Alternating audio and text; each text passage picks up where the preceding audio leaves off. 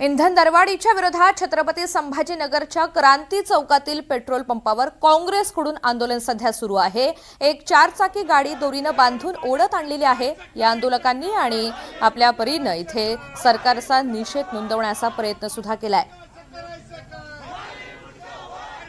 माहिती जाणून घ्यात मोहसिन शेख आपल्या सोबत आहेत। मोहसिन, काँग्रेसनं हे आंदोलन छेडलेलं आहे, काय मागणी केली आहे? नक्कीच आपण बघतो की इंधन दरवाढीच्या विरोधात काँग्रेस संभाजीनगरमध्ये रस्त्यावर उतरलेला आहे।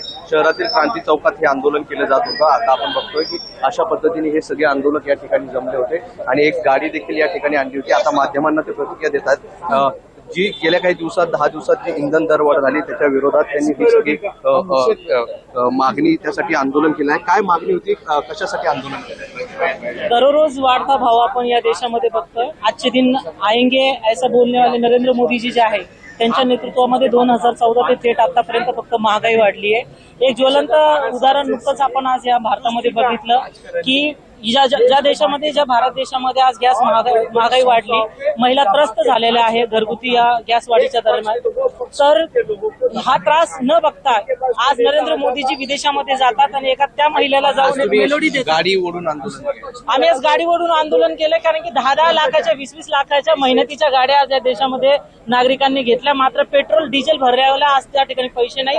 दररोज 2 ते 3 रुपयांना या ठिकाणी दरवाढ होतीये आणि या विरोधामध्ये आम्ही जिल्हा काँग्रेस कमिटी, शहर जिल्हा काँग्रेस कमिटीच्या अंतर्गत या ठिकाणी आंदोलन केलं। आपण बघतो की हे आंदोलन करण्यात आलेलं आहे काँग्रेसचं। शहरातील क्रांती चौकात आंदोलन होतं। वेगवेगळ्या ज्या काँग्रेसच्या युवा संघटना असेल किंवा महिला आघाडी असेल हे सगळे या ठिकाणी जमा झाले होते। एक गाडी चारचाकी ओढत त्यांनी दोरीनं आणली आणि एक निषेध आंदोलन या ठिकाणी केल्याचं आपल्याला पाहायला मिळालं। निश्चित मोहसिन, धन्यवाद सविस्तर माहितीसाठी।